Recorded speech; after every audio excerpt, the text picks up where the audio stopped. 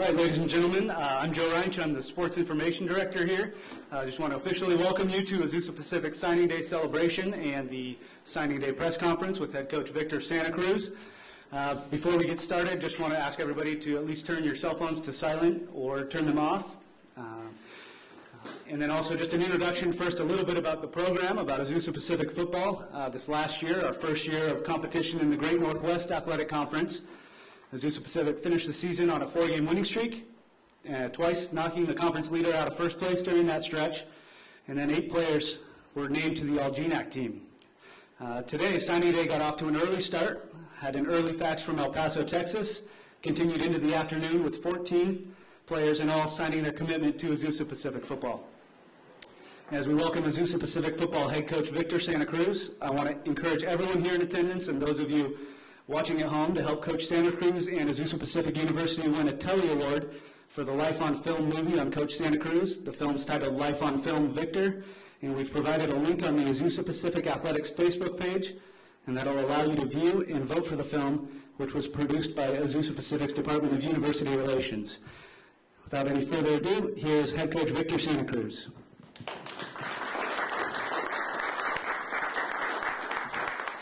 I want to thank everybody for being here today. It's a great day for the university because this particularly is an effort that isn't any one person. It's a collective effort. It's a university effort. It starts off with our administration, Dr. John Wallace, Dr. Bixby, Dr. Terry Franson, David DeFault Hunter for all his help, our CFO, Bob Johansson, and Todd Ross, the whole admissions committee, Dave Burke for what you do. Particularly want to thank Gary Pine, our athletic director, for leading our department. All the efforts that the department puts together for us, especially Jackson Stava with compliance, Diane Baruth, Dr. Lehman, our SWA.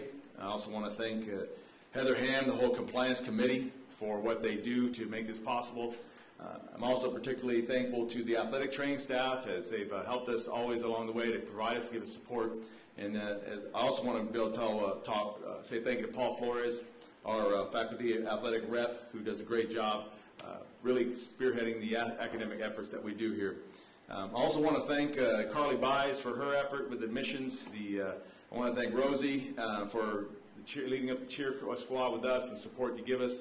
And then development, I really particularly want to thank you for what was led up by Luis Furrow and how you do to help grow this athletic department and this university's mission. So I'd be remiss if I didn't thank the coaching staff for all the efforts they've did, especially leading us in our recruiting efforts is Kyle Shoemaker, our recruiting coordinator.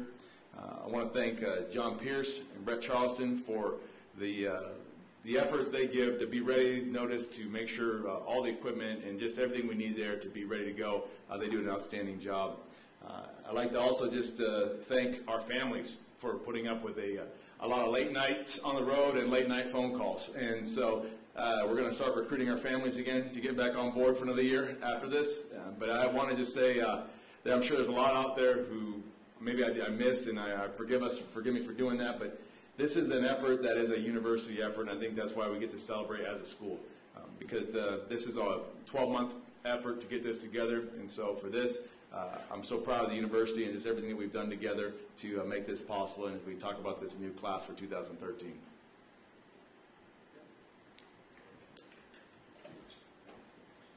All right, we'll go ahead and have you introduce each of the commitments, and we'll start with Jeremiah Satelli. Well, this class, like any other class, starts off with just identifying what are your needs. And, this year particularly, we need some O-linemen. We needed some secondary. We needed to also then find with some different type of, in a spread offense, situational players who could be great in space. Jeremiah Satelli is coming out of El Paso, Texas. A great find for us. He's a solid, powerful runner, great in space, does a great job being in that one back. And so for that young man to be a powerful blocker, runner, someone who really can do all the different things, the skill sets that we ask of our running backs in our system, Jeremiah is an outstanding job. We couldn't be more prouder to have him with us.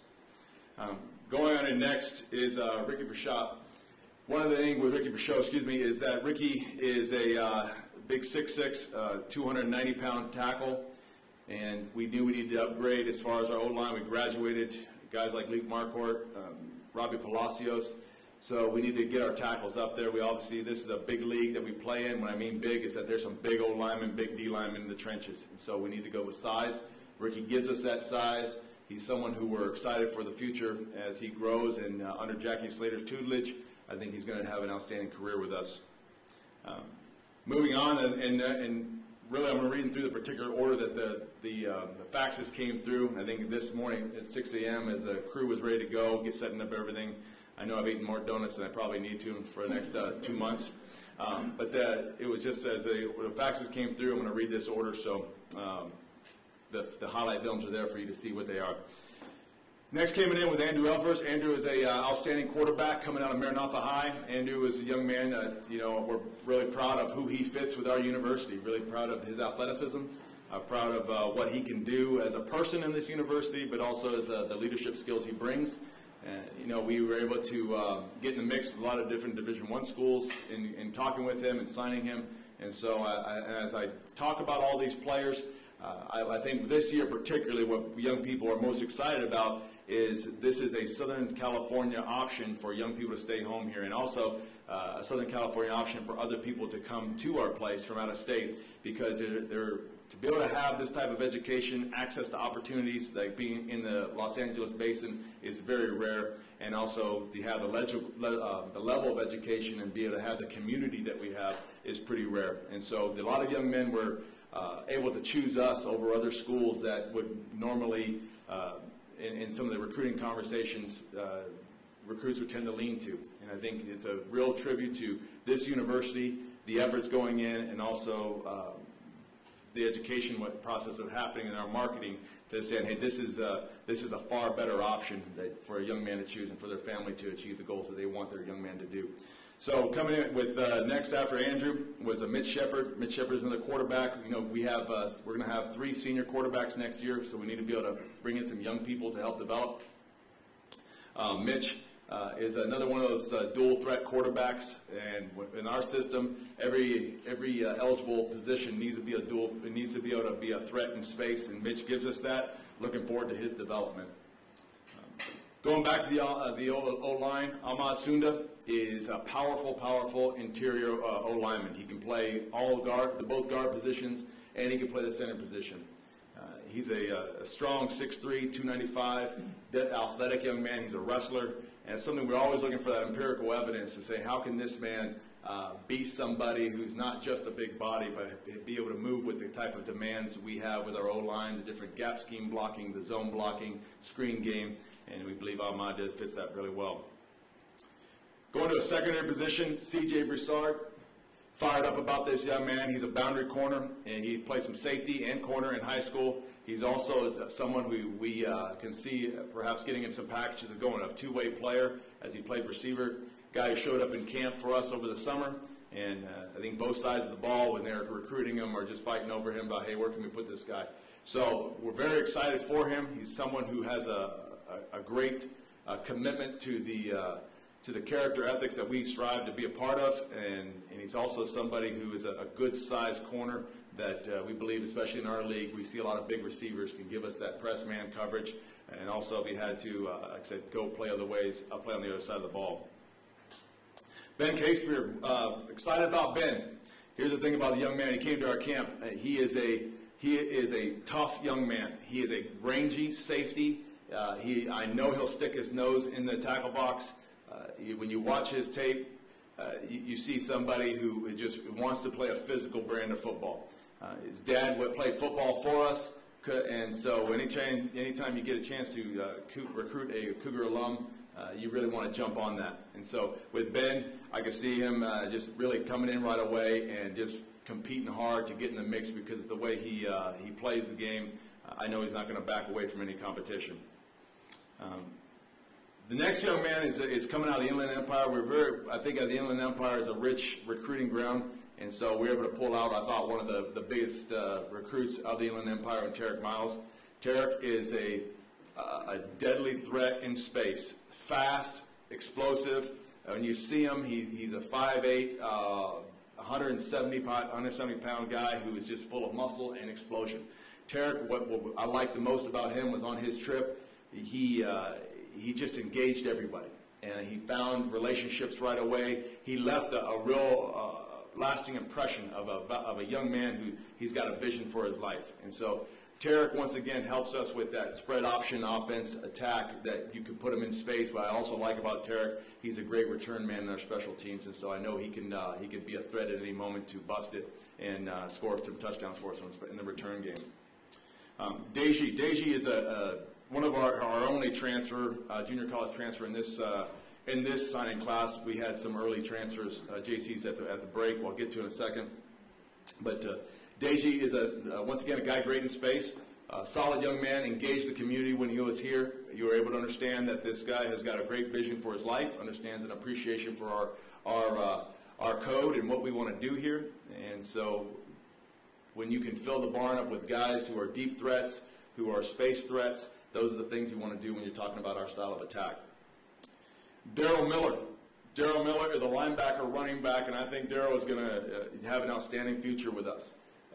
Daryl was highly recruited out of Redlands High School, and the thing I like about Redlands High is they always produce great football players. Every Redlands man we've gotten out of there has done well in our program, and so Daryl, I'm sure, is going to do the same thing with us. He's someone who is a big physical, athletic young man, and so we see him with our style of defense, being able to play man coverage, being able to run the alley, being able to be physical in the box. Once again, he's another guy also that if you have to go both ways, he could do that. And so with what we want to do all the time, when we're talking about these athletic guys, and I keep bringing up the two-way player, we are always trying to maximize our potential and maximize the opportunities we have with the athleticism in our barn.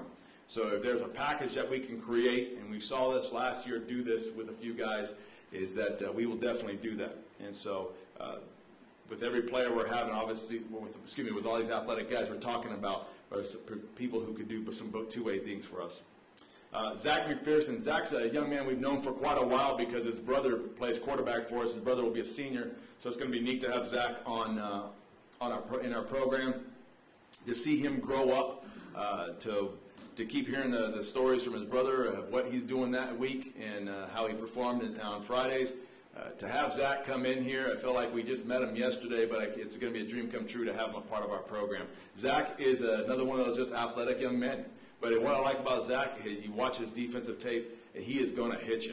And we play a physical brand of football, and we intend to make it more physical. And so when we can have young men come in who are hungry to play the game like it's supposed to be played, but also to be a student of the game, and then somebody off the field who's going to really value this educational opportunity, Zach fit the mold perfectly. So being able to see Zach's facts come through was just a real exciting moment for this whole staff, because there's a lot of effort that's gone into that young man. We're proud to have him a part of us. Talawaki Sulafu is another Inland Empire get that we're pretty proud of. Waki is a strong safety, free safety, rover type of player who is an amazing Tongan young man who will get after you. And he's rangy, he's fast. He watched him in some all-star games. He got after it. And so this young man, what I'm really proud of him, once again, you're finding another character guy, another guy who is a great stand-up young man, someone who did an outstanding job with his academics in high school.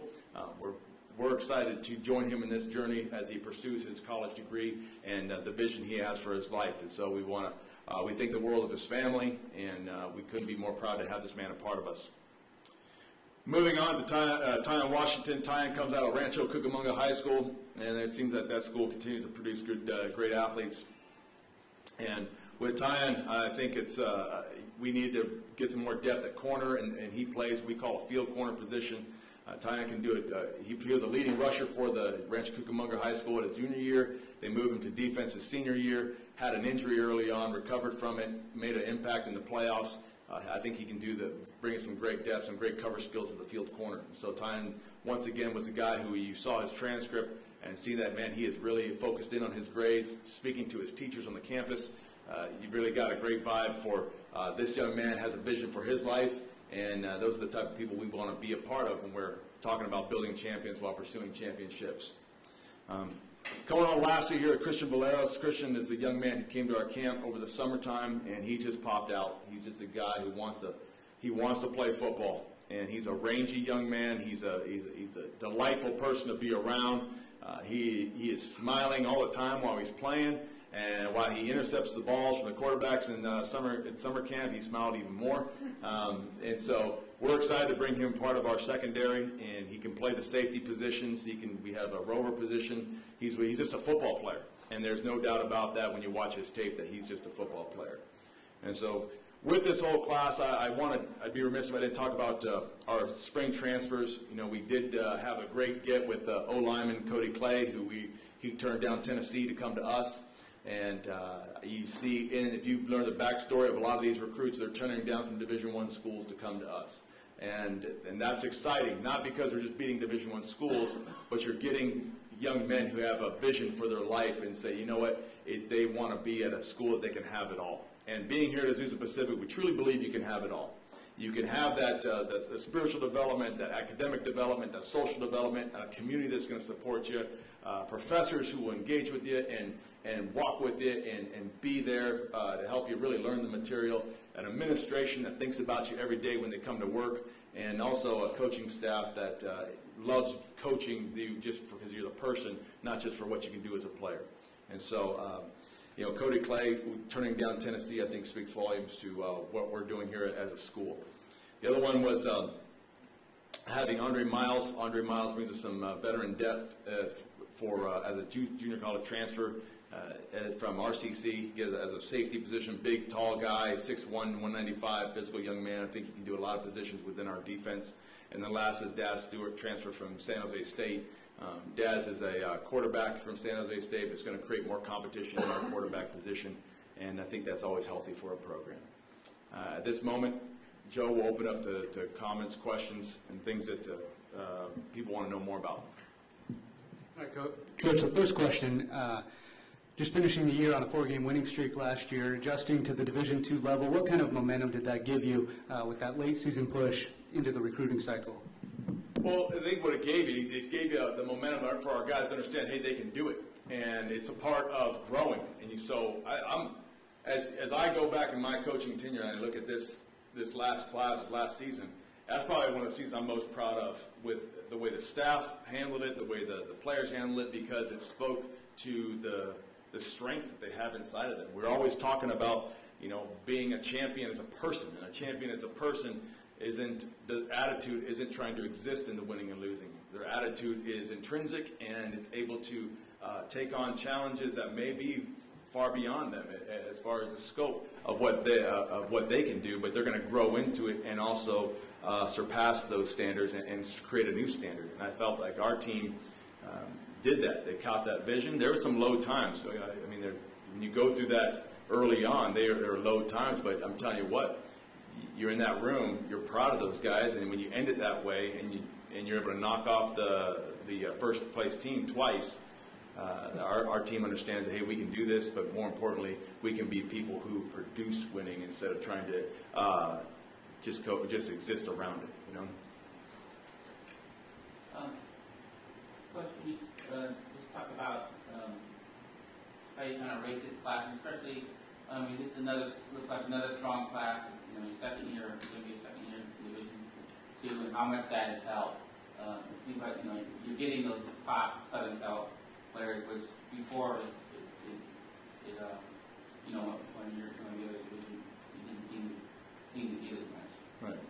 Oh, I rate this class in terms of, I mean, number one, in the way you can tell the school is making itself aware. It's a real tribute to the school's effort, and all of our efforts and what we've done to let the community know that this opportunity is available. The Division II particularly makes it something where a young man says, yeah, I want to go there now, because their dreams of the NFL can be fulfilled here, but more importantly, also their dreams of getting that great education that they want and their parents want to be fulfilled here. So it really shows a lot of the homes we were able to get into, the schools and the type of players that wanted to be here. I know Coach Shoemaker and Coach Riddle and Coach Buys and the other recruiting assistants had to handle a ton of data coming in of people who wanted to be a part of this program, to have us look at them. And so when you look at the athleticism and look at the character of this crew, I'm very proud of who they are, because I think they caught the vision of what the Azusa Pacific's about. They want to make the breakthrough in their own lives. They want to be successful for the long haul, far beyond football, and that's what I think they caught that vision. But when it comes to athleticism, on-field performance, we really won't be able to rate them for another couple of years, because they're 17, 18 years old for the most part, and it's going to take some time to develop. Our game is a lot faster than what they're used to. Some of them, and I had a conversation with every one of them, is I expect you to compete right away. But with that, nothing's going to be given to them on the field. And so how quickly will they get used to the speed of the game, the complexity of the systems, college life period, we'll be able to really discover a true rating of them a couple of years from now. Can you also talk about Andrew Alford? I mean, a year ago he was a guy that apparently a lot of pretty good Division I schools were looking at. So I'm very happy to get a guy like that in the program. Yeah, well, it's exactly right. We're excited for Andrew, and he is someone who has the skill set we believe that will be able to grow well with this program.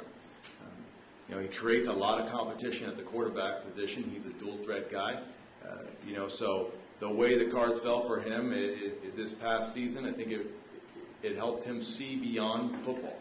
And so, pushing back on that Division I label, having played Division I, what you realize is that it is just a label. It isn't. It's a lot of times it's a false promise of the excellence that a really young man deserves. And so, it may make you feel good going into the door, but once you cross that threshold, sometimes it's like a Hollywood studio, and we know that being here in LA. It's just a lot of glitz and glamour on the outside, and you walk through the door, and it's just hollow. And so, being here, our young men are more valuable or as valuable as any other player in the country. And so, every guy we coach, every guy we've signed, those are the best in the country, in my opinion. And we're going to coach them like that. We're going to treat them like that. And so Andrew is another guy who, I think he saw that when he visited us. He saw that this is going to be a challenge, but it's also going to be something where they're going to be there with me, and they're going to walk with me, and he's got a chance to become the man he wants to be through these next 4 or 5 years of his life. Coach, as far as just to continue with Alfred's while we're on the topic, he has a very strong faith background, obviously going to Maranatha, which is Christian high school. Also, personally having interviewed him, he's very quick to profess his faith. How much of an impact do you think that had in his decision to come in here? Well, I got to believe it has an impact somewhat, because he understands there's a value to that, and his family values it. And so when you do value something and you understand that's a real commodity to you, you want to go to a place where you can grow it, where you can develop it. And there's a lot of places out there that aren't going to help him. Their matter of fact is going to go against it. And so he understands who he needs to be as a person, what he wants to do for his long haul of life, whether career-wise, family-wise, marriage-wise, and just pure life, is that he needs to be around people who are going to help encourage him and grow in it. And one of the things that I'm most proud of our staff is they're going to never leave a guy in a comfort zone. They're always going to set a higher standard. And once he reaches that standard, they're going to set another higher standard. And being in that spiritual, the spiritual component, it's one of those standards we like to set. And we love these guys. We're going to be there with them.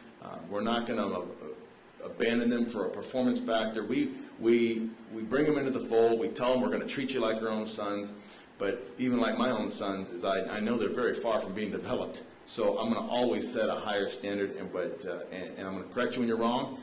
But that spiritual component is a valuable piece of this education. I think Andrew saw that. Coach, a lot of attention on college football today, National Signing Day.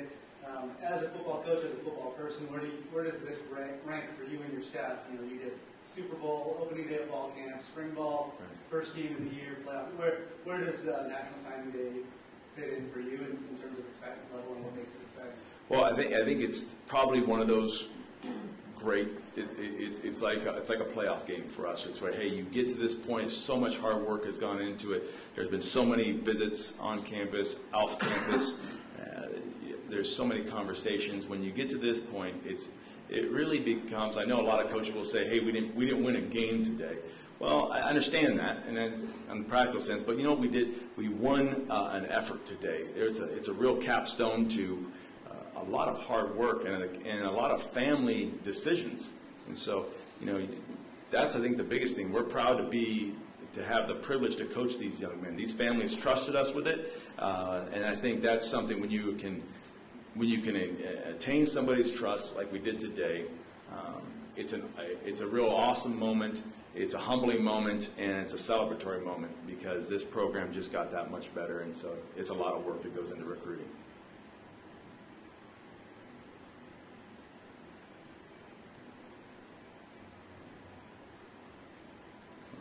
Any other questions, Josh and Steve? Anyone from the community that's joined us today have any questions you want to ask Coach Santa Cruz? All right. Well, thank you to the community again. Thank you for all the efforts. I know where we're at as a program is nowhere near the top where we're going to be. We're going to continue to push the envelope.